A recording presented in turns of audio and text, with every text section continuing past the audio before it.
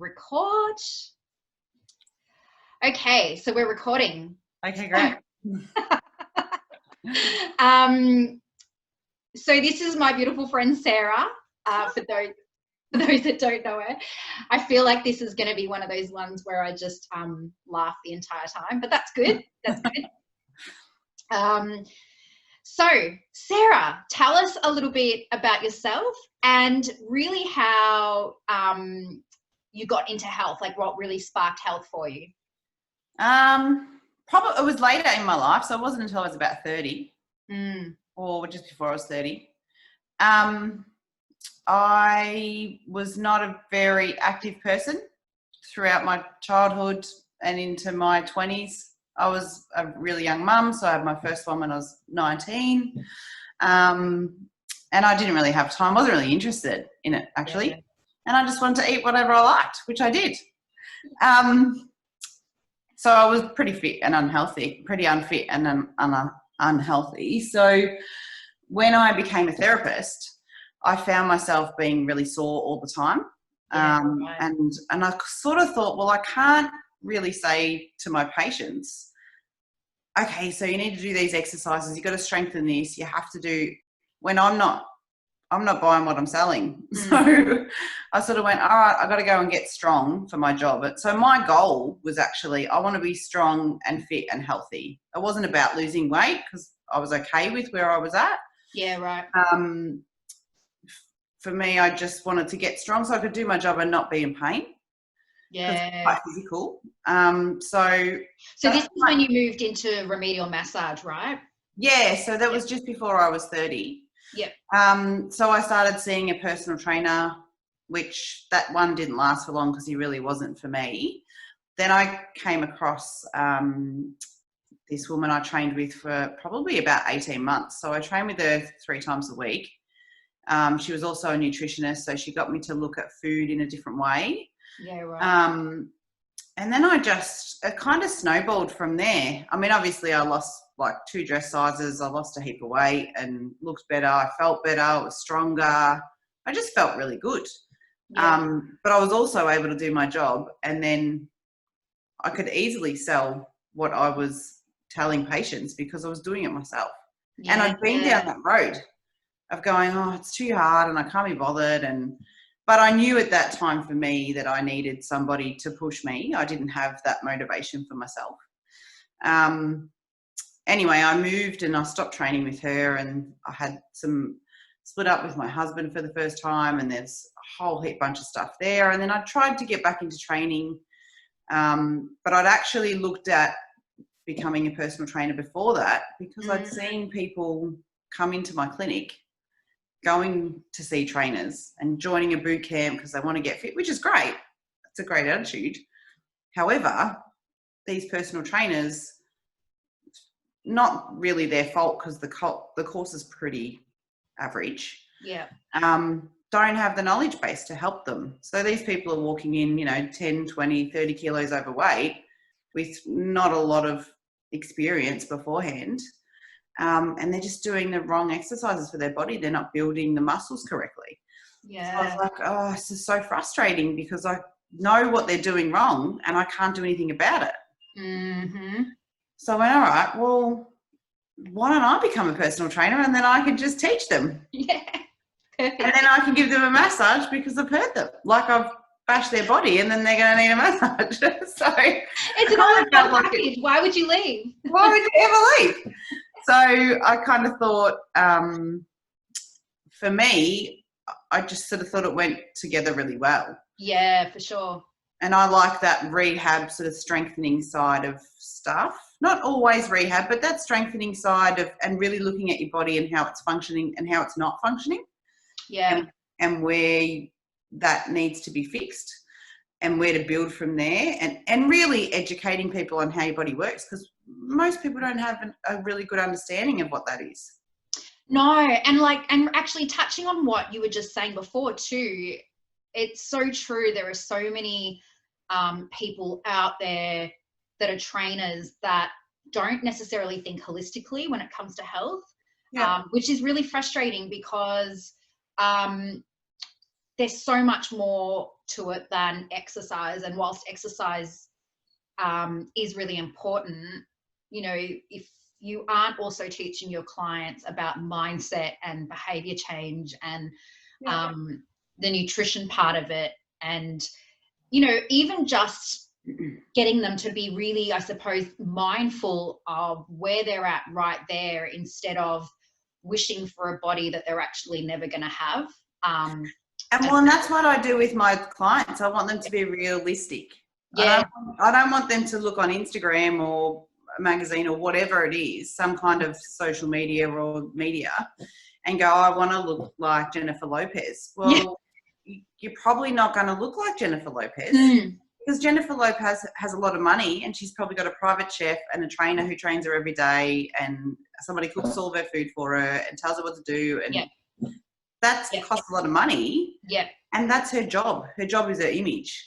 Yeah. Most of us actually have a life. Yes, so exactly. we don't really have time to do all of that stuff. Yeah. And it is actually possible for us to feel confident and sexy without having the body the image that we've created for ourselves. Correct. In our mind, which has been a huge revelation for me in probably the last 5 years, being way more accepting of my body, and feeling really good about it, even though I'm actually, you know, a couple of dress sizes bigger than what I was 5 years ago. But I don't think it's about a number on the scales or a size of dress that you're wearing. It's about how you feel about yourself.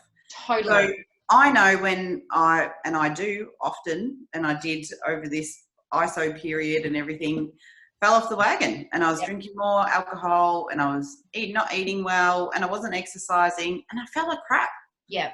And it wasn't about, like, I probably put on 2 kilos. So it's not a lot of weight, but I just feel yuck. Yeah. So then I get to that point, I'm like, oh, I don't want to do this anymore. Because I feel yuck. I don't feel good about myself. Yeah. And I start, you know, changing that and putting good food into my body and moving. And then I'm like, oh, I feel great. And then within a week or two, I feel like I've lost 5 kilos. I mean, I know I haven't. But you feel so confident, and and you just feel like your normal self, right? It's so true. I always think as well, and for some reason this always comes to me. I remember, I don't know if you remember this, but back in the 90s, and don't get me wrong, I love myself a bit of Oprah Winfrey, but I remember her when she was really into like the yo-yo dieting, like trying all the different diets and fads, and her weight was like really fluctuating. And I remember turning on the Oprah Winfrey show once, and she'd lost loads of weight. And I looked at her and went, oh my God, you look awful. Like, this actually doesn't suit you. And it was kind of, for me, the first time I actually was like, understood the correlation between being a certain size actually doesn't always look good on a person, as opposed to finding what actually works and suits you. Because I was, you know, because I think especially as women, we're kind of brought up in this society where there's one size and that's the perfect size. And if you're not that, then you're not perfect. But seeing people that actually have lost too much weight and don't look good, I think is really, really makes you appreciate the fact that we really are all very different shapes and sizes. Yeah. And actually finding for ourselves what suits us, regardless of what that. Well, I've been every size, from a size 6 to a size 14, or even a 16. Yeah. And when I was like a size 6 or 8, at that time, I thought I looked the best. I mean, I probably was the most depressed and stressed that I've ever been in my life. Yeah. And the reason I lost all that weight was because of what was happening. Yeah. But I look back now at photos and I go, oh God, I looked horrible. And there was no way I would leave the house without makeup on, because I looked terrible without makeup. Yep. I had big bags under my eyes. I just looked sick and gaunt. Mm-hmm. It didn't suit me. Yep. I actually look better when I'm probably like a size 10. Yeah, same. You know, when I've got that little bit more weight on me, I look healthier, I look better, and I feel better. Yeah, and you feel stronger, right? Like I think back to when I was between a 6 to 8, and I was the same as you. Like, I felt like I looked great, and but inside I had the worst self-esteem. Because I think as well, then there's that pressure of, oh, you've got to keep looking this way, you've got to maintain it, you've got to maintain it, you've got to maintain it. And it just becomes a completely different pressure that really is just... But I don't want to focus on that for me. No, yeah. And I don't want my clients to. I'm a big believer in enjoy your life. Yeah. Right? Depending on where your goals are at, and then break down really what your goals are about. Why do you want to lose 10 kilos? What's going to happen when you get to that 10 kilos? Is your life going to miraculously change? Yeah. Is it about losing the weight, or is it about you want to feel better about yourself, or you think that you will feel better about yourself when you get to that goal? Yeah. So what's the real goal? And let's break that down and work out what's really behind all of it. Yeah. Yeah. And I think as women, we feel like we've got to be whatever our dream weight is on the scales, that's when I'm going to be the best, when I'm at this number. Yeah. And that number doesn't really mean anything, because this whole muscle weighs more than fat. Well, that's a lie, because muscle and fat weigh the same thing. Yeah. You have to have more fat to equal the same amount of muscle. Yeah. So, and there's so many things out there that make women go, well, I don't even know what I'm supposed to do. This person says that, and this person says that, and they say this diet's good, and I shouldn't eat that food, and I shouldn't do this, and if you walk, it's not bad, and you shouldn't run, or you should run, and so it's so confusing. Yeah, there's so much out there. Yeah, and the more and more research I do to find out and the basic fact of it is, you put good, wholesome food into your body, don't overeat. Yep. And move. Yeah, that's it, exactly. That is the secret to weight loss, everybody. Boom. Yeah. That is it. It's so true. It's actually, I heard someone say last year, instead of thinking about all these different diets that are around, like, it drives me crazy when I hear people talking about the paleo diet and this diet and that diet and going completely sugar-free and all these sorts of things. Because yes, it works for certain types of people. Yeah. But ultimately, because, especially like, gosh, who was that girl that was all about going completely sugar-free? I can't remember. Sarah Wilson?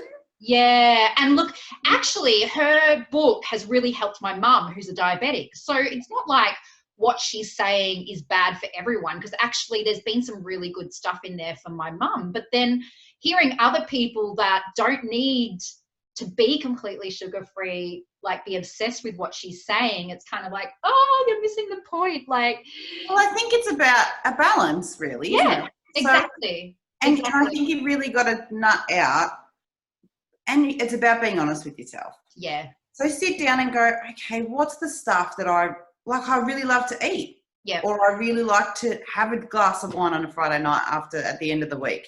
That's right. Okay. Right. So let's break down I love chocolate. I got to have some. Yep. All right, that's fine. So let's incorporate those things into your diet so you can still enjoy your life. That's right. Exactly. You can still be healthy. So it's about a balance of all of that. And I don't think that anything really is bad for you. No. Yeah. It's all about, and I'd rather you have those two. The psychology behind having 2 Tim Tams, for example, and then feeling bad about yourself is worse than eating the 2 Tim Tams. Yeah, that's right. Eat the 2 Tim Tams, feel good about eating the 2 Tim Tams, and move on with your life. Yeah. And that's why I think it's so important for women to be okay with planning their food. And this is something I kind of teach a bit as well, is that when you've got goals, if you have set yourself up rewards, and you can say, right, I am going to reward myself on Friday night and have the stuff that I like, because that's just who you don't feel as guilty about it, because you've planned it, you're going to have it, and all of the shame and guilt then doesn't have to become part of and it shouldn't. That's right. Why are you a bad person because you want to enjoy a couple of glasses of wine, or you want to have a block of chocolate, or you want whatever it is that's your thing, right? Some people want a hamburger. I love chips. Give me the chips. So every Friday night, that's when I have chips. Yeah, love it. Drinking, because then I'll have chips on the way home. Yeah. But we're the same on a Friday night. Actually, we do takeaway on a Friday night, so that's kind of our creative. What are we going to have tonight? type Yeah. joy. And I love that. I think it's, I think But I don't feel bad. I eat my No. chips. I love my chips. I enjoy them. And I'm like, this is the best day of the week for me. Yeah. And I think as well, there's an element of if you start to feel guilt and shame when you're eating that stuff or doing that stuff, you tend to end up eating more because you're talking yourself into, oh God, I'm such a slob. I can't believe I'm doing this. And so then you're like, well, I might as well just finish it off because I'm useless. And I don't know, there's this whole repetitive mindset that goes on and on and on. And I just find that when I'm in that headspace, I end up binging more on crap because I feel shit about myself rather than being like, oh, I just enjoyed, some fish and chips and it was awesome. Great, done, move on, Exactly.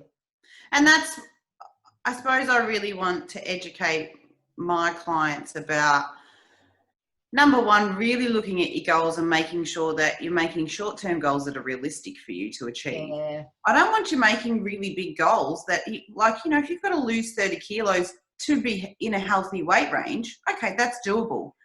It's not doable in 2 months. No. Not healthy. But let's make small changes over time so that those changes will stick around. Because you change your whole diet, cut everything out that you love, what happens? You binge. Yeah. So you see these people like on The Biggest Loser and stuff, and they're put in this situation they don't live in, and they lose all this weight and they look great, and half of them gain it all back. Yeah, because totally. Not converted to real life. That's right. Yeah. People get stuck in that mentality of thinking that because they've seen other people do that they can do it. But the reality is that you're actually more inclined to put even more weight back on when you return to what's real and you return to your regular lifestyle because you've screwed your metabolism up. So yeah, it's really interesting seeing even friends of mine kind of change their perspective over time and stop kind of the yo-yo dieting because they realize that actually it's worse for them to do that. Yeah. I've never done a diet. Yep. Right. So pre to me doing any kind of exercise, I just ate whatever I wanted to eat whenever I wanted to eat it. I was heavier than I probably should have been for a healthy weight range for my size, but it didn't bother me. Yeah. My ex-husband he said he was happy with the way I looked. I was happy with it. I mean, I'd have my days, but everyone has a day when you're like, feel yuck. Yep. But most of the time I was like, look, I could probably look better, but I can't really be bothered and I don't want to do anything about it and I'm fine. I'm okay with it. Yeah. I don't have to fit into a box because somebody else says that's the way I should be. Yeah, exactly. I love that. Then obviously when I did start training and you eat better, you're moving more, you're doing all this stuff, so it happened naturally. So my diet progressively over the years did change. Yeah. And then the more and more I looked into it, the more and more I was like, oh, okay. And then I probably started to understand food more and what the nutritional value for it was for me. Things that are higher in calories and comparing that stuff, which is why I ask all my clients to track their food. If they want to lose weight, which is 99% of my clients that come to me, that's one of their goals, then I say, right, start tracking your food. I'm not going to give you a calorie deficit right now. Just what I want you to do is own what you eat and put everything in there. Yep. And then start to actually go through, and anyone can do this on MyFitnessPal. It's free. Yep. But it's a really good app because it shows you what's in that calorie-wise. So you start to learn about your food. So this gives them the power to have control of their own diet. Yeah, that's right. You can then play with the numbers over a week. So say you're on a calorie deficit of 1,600 calories a day. Yep. Right. So that's whatever the maths is. I'm not a mathematician, but whatever the maths is over 7 days. Yeah. You go, right, on Saturday, I know I've got a party. Yep. Or I've got a dinner. So I know I'm going to blow out my calories on that. I'm going to have a few drinks. I'm going to go out for dinner. We're going to have Chinese or whatever. So you're like, all right, well, what I'll do for the rest of the week is I'll lower my calorie, because you can do that in a 7-day period. So you're still within your deficit and you're still working towards your goal, but you still get to enjoy your Saturday night out with your friends. Yeah. husband or your partner or whoever it is. Yeah. So And doable. and still do that and still enjoy your life Yeah. while you're working towards your goal. Because then you get these people that are on these restrictive diets and they have this big blowout and then they just feel guilty. Oh, I shouldn't have eaten all that. And then they've got the whole guilt the next day. And that's not even, they didn't, and or they're eating it or they're drinking and they're not enjoying what they're doing. Yeah, yeah. And it's like, what a waste. What a waste to actually not enjoy what you're putting in your mouth. Because I love eating. And I find such joy in putting food in my mouth and going, oh, that tastes so good. Yeah.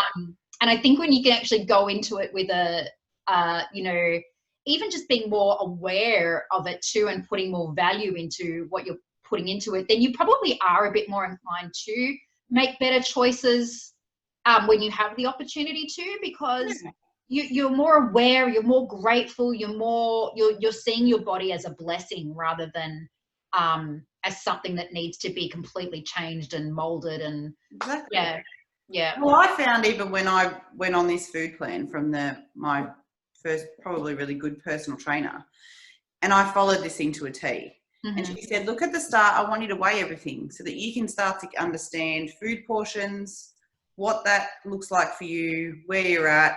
And I did. I followed this thing like to a T. And what I found was within probably 4 to 6 weeks, I actually didn't have cravings for stuff. And then when I did have a takeaway meal or I did, you know, whatever it was, I was like, oh, I actually don't feel really good after eating that.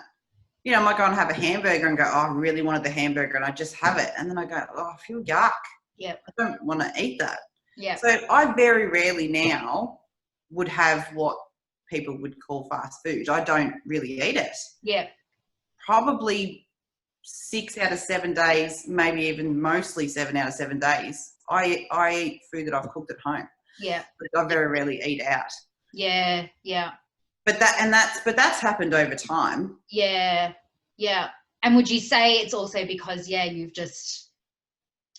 you feel more empowered about your body, and so therefore you're happy to put the stuff into it that you know is good for it? Well, yeah, and it's how it makes me feel. Yeah. If I have a really, like last night I had a nice bowl of chili that I made with a side salad and a little bit of pita. Yeah. And I sat back and I was just like, oh, so good. Oh, that sounds so good. It was really good. And this was all what I'd already made. Yeah. But I mean, and I have, you know, I hear all the time, I don't have time to eat healthy, and don't talk to me about I don't have time. I'm all up with I don't have time. But it's about planning your time. So I have a freezer, which I think most people get one of those with their fridge. So use it. Exactly. Batch cook. Yeah, I'm totally down with that. Like, just make serving sizes of stuff. Like when I get home at 8:30 at night after massaging all day, I'm wrecked. The last thing I want to do is cook. Yeah. I can pull something out of the freezer and go, yep, I'm going to have that. And I made a side salad with it, and I had dinner in 20 minutes. I love it. I didn't have to cook anything. Yeah. There's this real misconception that people are like, oh, it's just easier and cheaper to just eat out. And it's actually not. Like, it's amazing how much you can make with fresh food. And I actually, because I've never been one to be much of a cook or a baker. But when I started to look at my gut health, and I was having a lot of gut health issues, and I did need to change my diet a bit more, I actually started to really enjoy really being a bit more creative and thinking about, well, how can I make this last as long as possible? Can I freeze this? How should I, and, you know, even last night I was like, oh, I've got all of these green beans and they're going to go off if we don't eat them by the end of next week. I'm just going to chop them all up, blanch them, and stick them in the freezer, and just things like that I would never have done before. And it literally took me 5 minutes to do. But that just means that having those extra beans in the freezer is like, that means that that's one less thing I have to worry about next week. I just have to whack them out and stick them in a saucepan and done, you know? Yeah. Yeah. And so, I mean, I give these tips to my clients all the time and just go, you don't need to go, all right, I'm going to have to cook for a whole day. Just sit down and do 5-10 minutes of planning And then you go to the supermarket and you buy what you need for the week. You have less wastage, which means you're saving money. Yeah. Cheaper to buy all your food like that. When you prepare it, it's there, so you're less likely to make other choices for food, and it's done. Yeah. So you don't need to buy something because it's quick and it's easy and you don't have time, because it's already there in the fridge. Yeah, exactly. So it just makes life, I find it's easier, but it's a way of doing things that you have to learn how to change, I think. Totally. You really have to change your perspective. And it is behavior change, right? Like, it is building new habits and forming new habits. Yeah. Which actually, the other thing I wanted to ask you too was, in terms of transforming your health, what do you feel like were the biggest barriers for you? Did you have any habits that you found really difficult, or any kind of, I suppose, excuses that you realized you were making for yourself that you had to change? Or, you know, what were the biggest, or was it your relationships? Like, what was probably the biggest challenges for you? Well, when I first started training and changing my food, I didn't have a lot of support from my partner at the time. Luckily for me, I'm a person that once I make a decision about something, I'll do it regardless of what anybody else is going to do or think or support me. My trainer obviously gave me all of that support. Yeah. But I wanted to do it for me, and I got to that point in my life where I wanted that change, and I also wanted to be a really good example for my kids. Yeah. So being a mother of two girls, I thought I don't want my kids to grow up thinking that they have to look a certain way, but I want them to know how to look after their body properly. Yeah. And the only way for me to do that is for me to understand it, because I can't teach something I don't know. Yeah, that's right. And for me to be an example. So if I can lead by example, then they're going to go, all right, well, this is like, mum looks better. She's got more energy. She's happy. She's healthy. Then these are the things that she did to get there. Yeah. And interestingly, your girls are really into being healthy now, right? Like, yeah, they're really happy. They're really healthy. They actually take a genuine interest in it too, which is awesome. Well, and I think at that point, my oldest was just sort of coming to that tween age. So Sienna was still quite young, but it was probably a really good time, probably for Angela mostly. That's when all those body images really start with girls, I think. In that year, grade 5 and 6, when they really start noticing what other girls look like and maybe getting teased at school or, things and all that sort of stuff. But I still say to my girls, you're beautiful. It doesn't matter what size that you are. Yeah. It's about who you are inside and how you feel about yourself. And if you don't feel good, well, all right, well, you can change that. Yeah. There's things you can implement. Yeah. I think probably the hardest thing sometimes was motivation. Yeah. And I still struggle with that from time to time now. Mm-hmm. And night eating. Oh, I still do that. Yeah. I could go, and so I fast now probably until lunchtime most days. Well, yeah, till lunchtime most days. Yeah. And I'll have that, like I could go all day and not eat and not worry about it if I'm busy. But something happens on the couch. I don't know what it is. Yeah. I get like a second stomach and I'm like, oh, geez, I'm pretty hungry. I wonder what's in the cupboard. Yeah. But my willpower is shot at night time. I'm like, if I don't go to bed by a certain time, I know I'm going to eat the pantry out. Yeah, it is. Like, and find a way to get to sleep. Otherwise, I'm just going to binge eat. So I think I've recognised that that's an issue for me, and it still is. Yeah. Yeah. And it's something I've battled my whole life. Yeah. And it doesn't go away. Yeah. It's just, I need to go, okay, well, do you really need that? Are you really hungry? Are you bored? You probably had enough today. It is. It's all self-awareness, right? It's just being really a lot more aware of what you're thinking at the time and how you're feeling. And that's really what a lot of that changing your behavior boils down to, really, is knowing your triggers, right?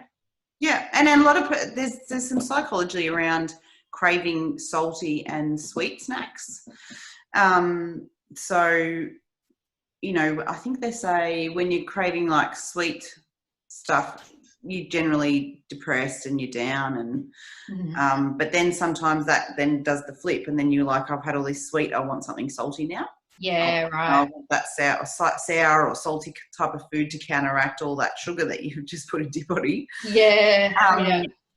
But I think it's really about, okay, well, am I eating because I'm hungry? Like, go and have a couple of glasses of water, because you could even be dehydrated. Dehydration is a massive one for not feeling full or being hungry. Yeah. And I notice on days when I don't hydrate properly, I'm more hungry and I'm more looking in the pantry at the end of the day, because it's not during the day. Yeah. For me, it's at the end of the day when, you know, I'm really going, I could probably have a second dinner. Yeah.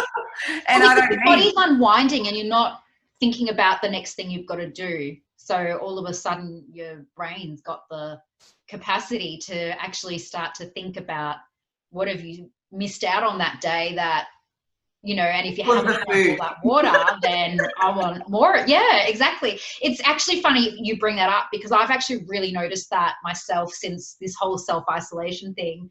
Yeah. I've really made sure that I've started, because in the wintertime I love drinking warm, like almost hot water. And I've really noticed that going back to drinking my 5 mugs every day of hot water really helps me. By the time it gets to nighttime, I'm just not craving as much, because obviously a lot of it at nighttime has come down to me actually just being dehydrated and not stopping and drinking enough water during the day. Yeah. So it's interesting. Yeah, it does make a big difference. And I think the thing, because I never drank water, ever, hardly ever. It was like coffee, the occasional glass of water, and then like soft drink when I ate. Yeah. So I don't drink soft drink anymore. Yeah. But I still drink coffee because it's coffee. Because who doesn't? I know. You kind of almost can't be my friend if you don't drink coffee. And when people say to me they don't drink coffee, I'm like, what do you do? I know. How do you wake up in the morning? It's amazing to me. I know. How are you not grouchy 24 hours a day? That would totally be.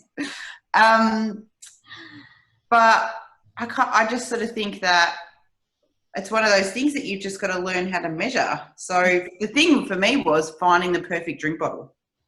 And my drink bottle comes everywhere I go. If I go to the shop, it comes with me to the shop. It's everywhere. Yeah. So then it's an immeasurable drink bottle, so I can go, okay, if I have 2 of these, I know I've had 2 litres of water today. Perfect. Yeah. I love that.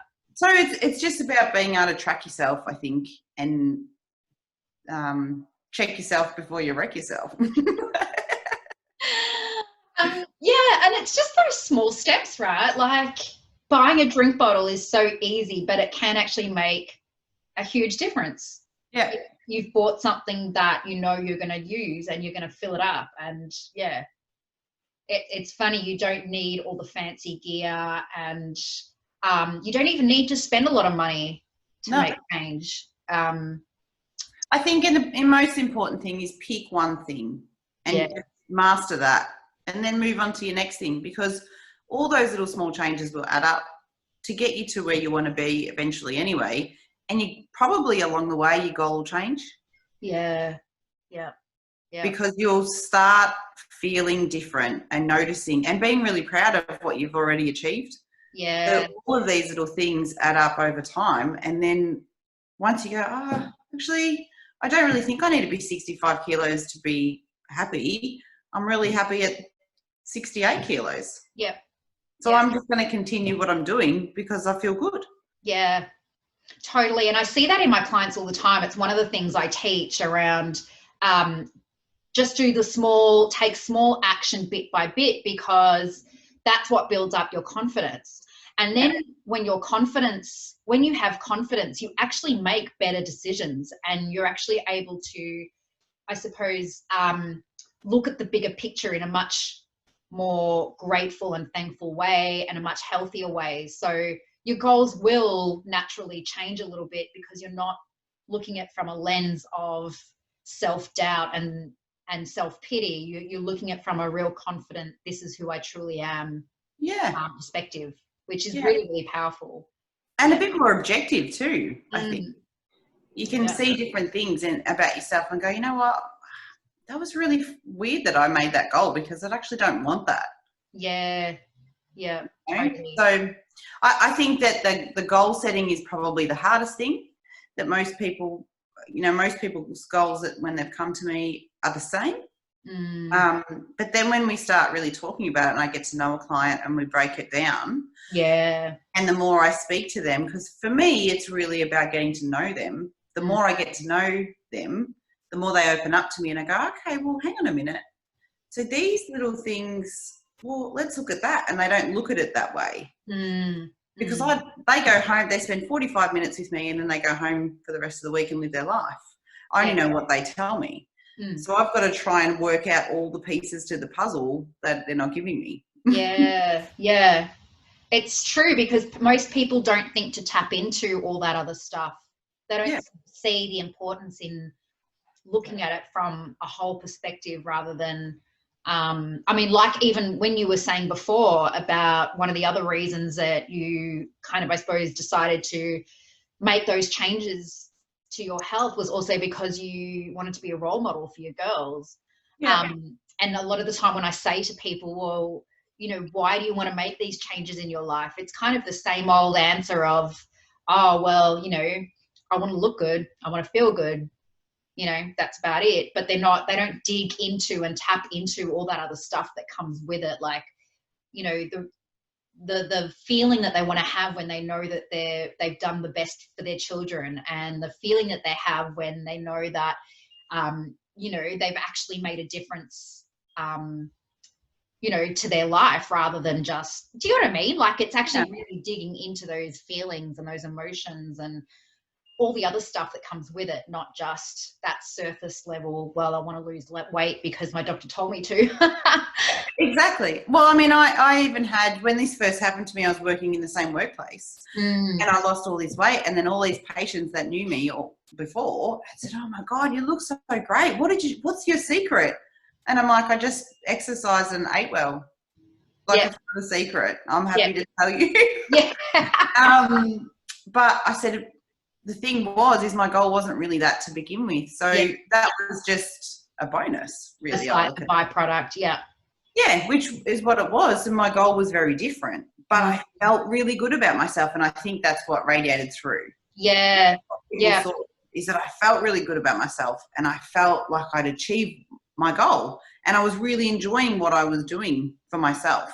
Yeah. And it was probably the first time in my adult life that I'd ever set out, apart from probably study and stuff, that I'd set out and done something like that for me.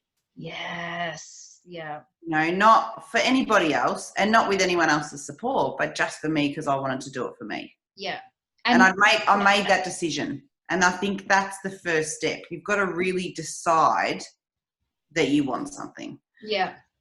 Oh, I love that. I really, really love that. It's so true, because I've seen it even people I know with diabetes and other sorts of issues and chronic health pain and stuff. If they don't really want it for themselves and they're doing it because they've been told they should do it, nothing's ever going to stick. Like nothing really sticks until you've made that decision that you are doing this for yourself, because you understand that your health is the foundation for everything else in your life. Yeah.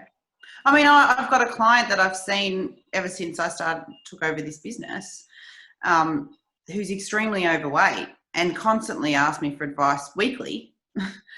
And I give her the same advice, but I'm very honest with her. And I think because it comes from a good place, I don't think that she takes offense to it. Yeah. But I just feel like that's the person that I am. I'm very honest, and I will tell you the truth. Yeah. And not in a horrible way, but I'll go, you know what? You want to lose weight? It all comes down to what you're putting in your mouth. You could not even come and see me. You don't even have to do any exercise. Like, do 10,000 steps a day and have a calorie deficit, and I guarantee you'll lose weight. Yeah. You don't even need to come and pay me money to work out in the gym. Yeah. But you have to make a decision that you want that change, not because other people are telling you need to lose weight because you're overweight, or your doctor's telling you, or you need to do it for your health, or whatever, and the pressure from everyone around you. All of that pressure is making you eat anyway. Yeah. Because it's making you feel bad about yourself, and you don't want to make the change yet. Yeah. So unless you want to do it, then, I mean, and her sister and her niece, they all train together. But I think the difficult thing is they continue to try and motivate her, but her sister's pretty tough on her. And I actually had a conversation with her sister the other day because she didn't come, this person. And then she's like, oh, no, I said, I've had enough of it and I'm sick of trying to support her. And I said, you have to understand, for her, it's really daunting. She has a lot of weight to lose. Yeah. It's really overwhelming for her. Yeah. And I think she feels like she can never achieve it. Yeah. Because when you've got 30, 40, 50 kilos to lose, that's a whole person.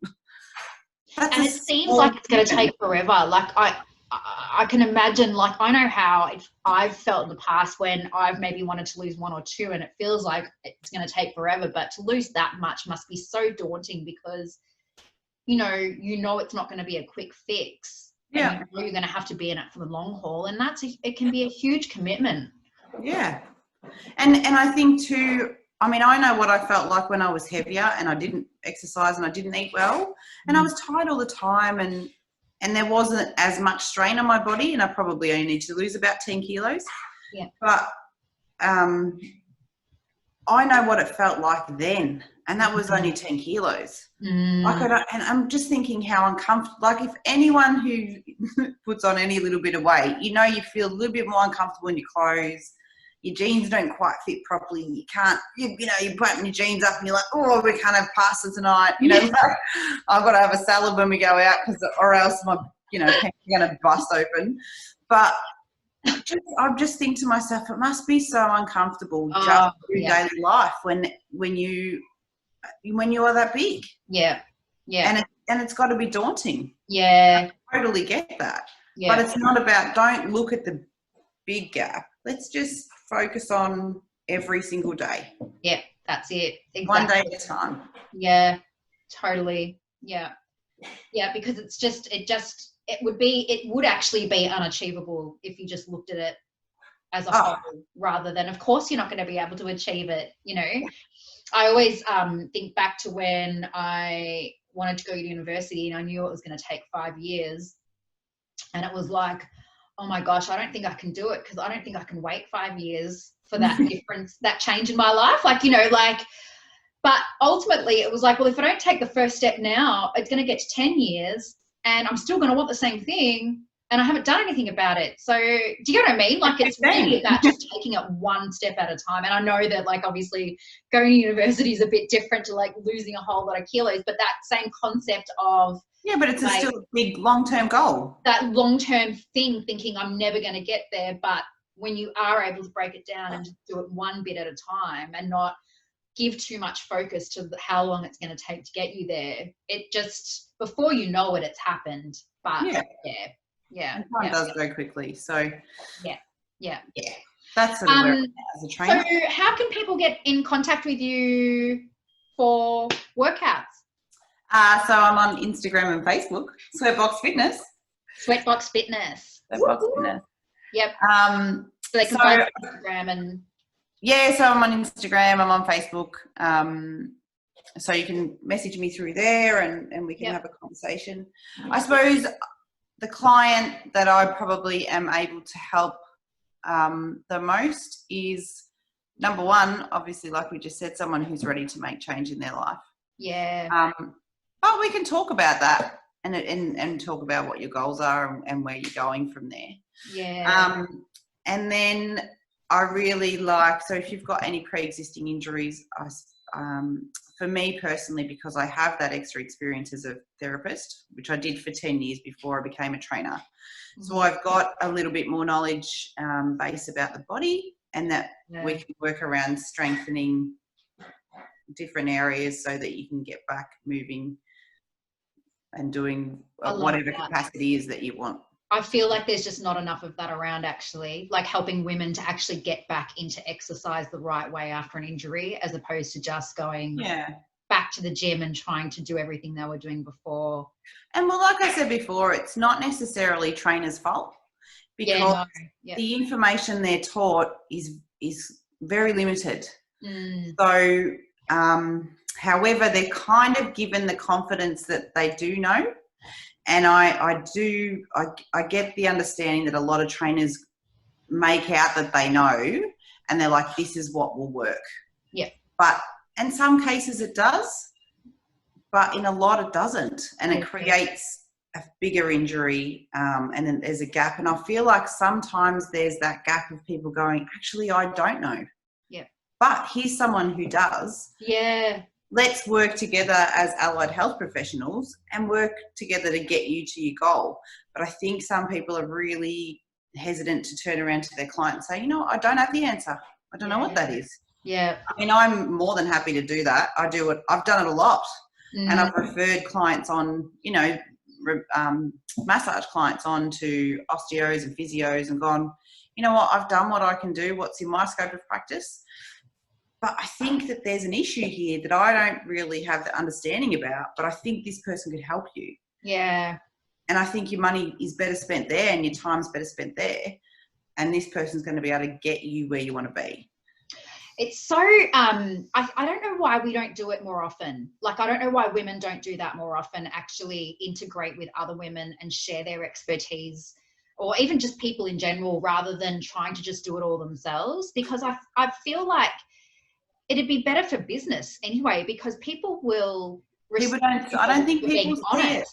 No, they don't see it. But for me, I'm just like, isn't it obvious that people are going to respect you more for the fact that you're not trying to do it all and you're being honest with them? You're obviously genuine about what's best for them, not what's best for you. And your pocket. Yeah. And so they're going to come back to you because they know that it's not all about your pocket. It's about the fact that you really are genuinely concerned for their health and their well-being. Yeah.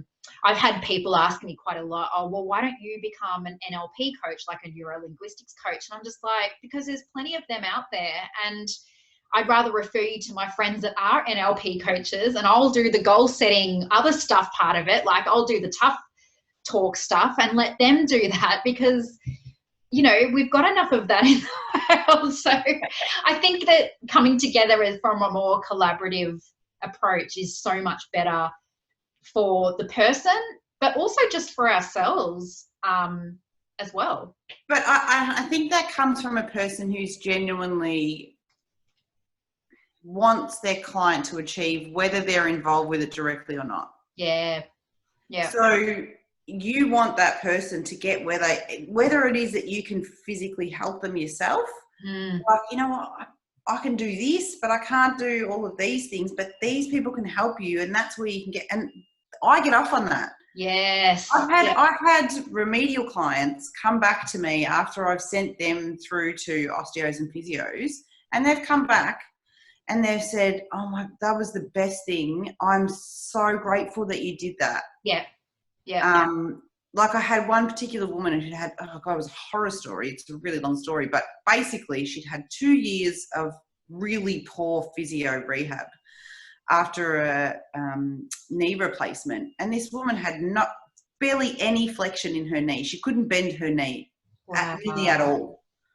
And she was in her early 30s. So she couldn't do any of the activity that she'd done prior to this injury. So, I mean, I did some massage through her legs, and I'd spoken to her about it, and she's like, oh, no one's ever massaged here and here. And I'm like, oh my, what? Yeah. So anyway, I referred her through to the physio that works at my work, and I said, look, I know you're seeing someone else now, but I would really like you to go and see our physio.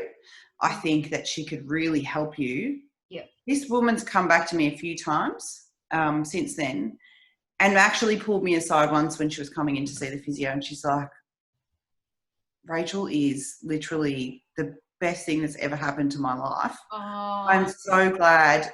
And she's like, look what I can do. And she showed me her movement, and now I'm like, oh my God. So she's got nearly 90 degrees movement now. Wow. I love hearing that story. That's amazing. And I was like, I'm so happy, because that's what you should have been here 18 months ago. Yeah. You had the right practitioner.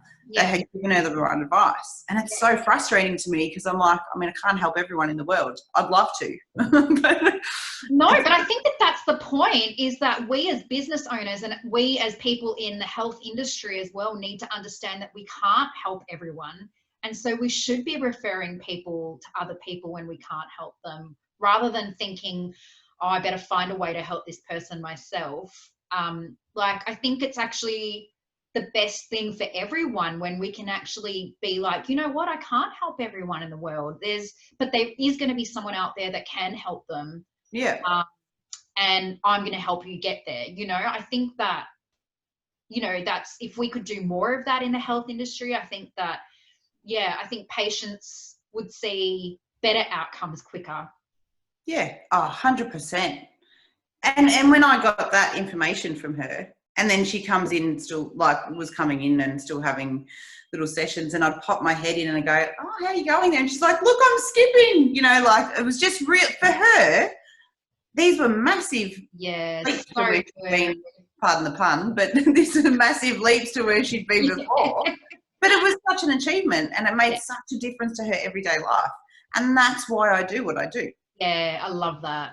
Yeah. I love that. For that reason only. And there's no amount of money in the world that can pay for that. No. Totally. So I obviously don't do what I do so I'm rich, because yeah. Oh, look, we've all got to make money, of course, but yeah, I think it's just, if your purpose in life is actually focused on making an impact and genuinely helping others, the money side of things will come as it should. That will happen anyway. It'll just naturally come. But when you actually are genuinely helping someone, oh yeah, I would choose that a million times over. Well, this is why we do what we do. Exactly. Yeah. Thank you so much, beautiful girl. So good to talk to you. And I'm sure we'll chat again soon. Yeah, sure. Ciao. Bye.